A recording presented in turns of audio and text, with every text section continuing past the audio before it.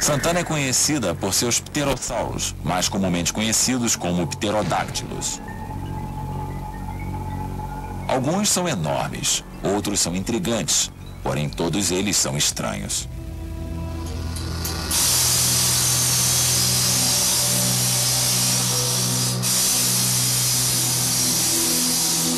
Hoje, a principal indústria de Santana é a fabricação de pisos de pedra calcária. Na pedreira, o calcário é partido em pedaços, um processo que com frequência revela fósseis de animais bem antigos.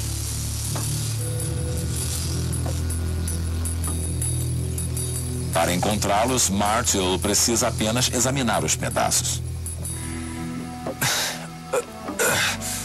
Esses enormes pedaços de calcário foram formados no fundo de um imenso lago salino, que cobria essa região toda há milhões de anos e dos céus caíam no lago insetos fantásticos. Cobertos por finos sedimentos antes de terem apodrecido, escorpiões e libélulas permanecem tão cheios de vida e preservados como se tivessem morrido ontem. Esse é um efêmero com 100 milhões de anos. Ele é idêntico aos efêmeros que encontramos em torno dos lagos hoje em dia. Esses são peixes espetaculares que viviam numa península de água doce sobre esse lago. Esse é um peixe de 100 milhões de anos chamado Dastibi. Esses peixes eram o alimento dos animais mais espetaculares que já viveram na Terra. Os pterodáctilos. Os pterodáctilos não são dinossauros nem são aves. São répteis voadores. Eles apareceram durante o período Triássico e viveram durante 160 milhões de anos até o final do período Cretáceo. Alguns possuem uma envergadura de apenas 30 centímetros, porém no Brasil eles atingiam proporções gigantescas. Eu estimo que a envergadura desse animal esteja entre 3 a 4 metros. É mais do que encontramos em qualquer ave, até do albatroz atual. Esse é um pterocil, um filhote, comparado a alguns dos pterodáctilos aqui no Brasil.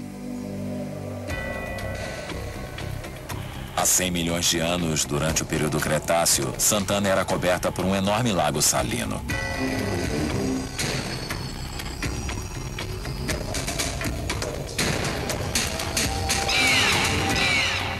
O lago foi o local de procriação e o leito de morte de um grupo peculiar de pterodáctilos. O mais estranho de todos era o pterodáustro, significando asa do sul. Com uma envergadura de 1,30 m, ele planava ao longo da água, filtrando alimentos com centenas de dentes finos que ficavam em sua mandíbula curva voltada para cima.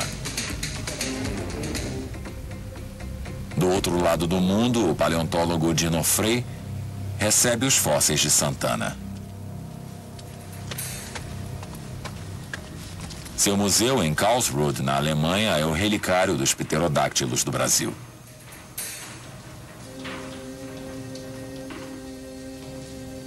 À medida que sua coleção aumenta, também aumenta o tamanho desses surpreendentes animais.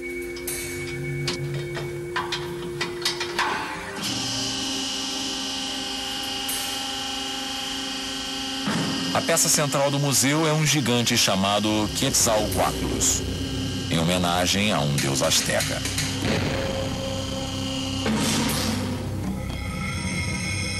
Para um animal tão grande assim, voar pode parecer um milagre.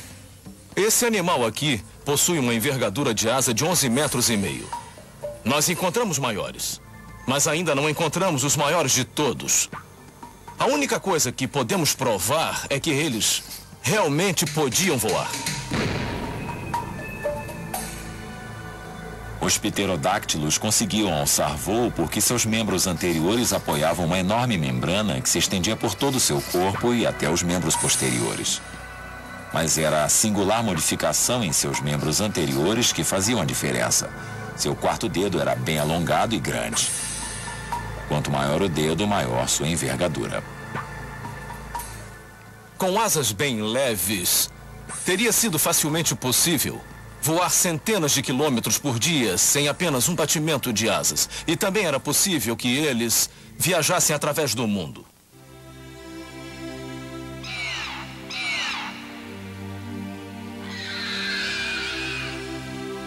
Eles conseguiam se manter no ar porque, diferentemente das aves, possuíam membranas leves nas asas, ao invés de possuírem pesadas penas.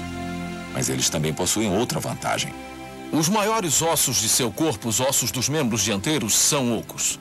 E possuem uma espessura de parede de apenas alguns milímetros. É o motivo pelo qual esses gigantescos conseguiam permanecer em voo.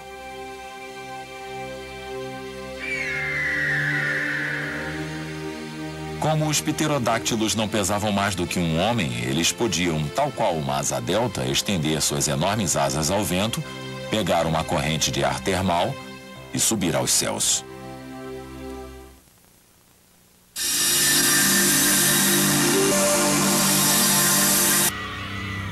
O maior e o que voava mais alto de todos foi denominado, em virtude do formato de seu bico ameaçador, o Criorhynchus, ou bico de Ariete.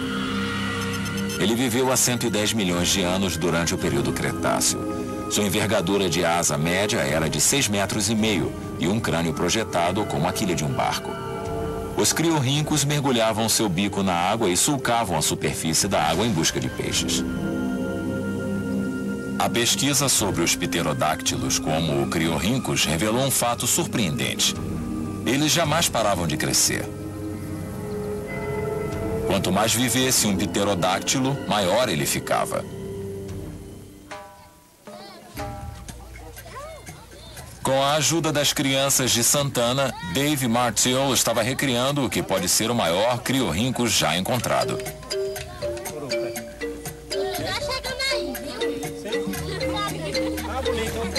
Descoberto pela primeira vez em 1980, ele prova que na América do Sul os dinossauros não eram as únicas criaturas a atingirem proporções gigantescas.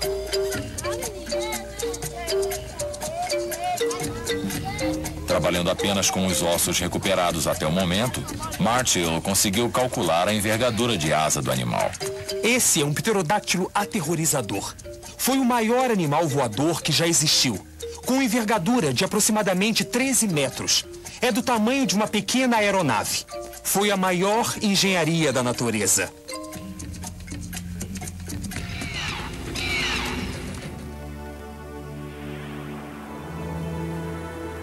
Da Terra do Fogo até a floresta amazônica, a América do Sul deu ao mundo os mais antigos, os mais estranhos e os maiores animais que já dominaram a Terra. Versão brasileira, Herbert Richards.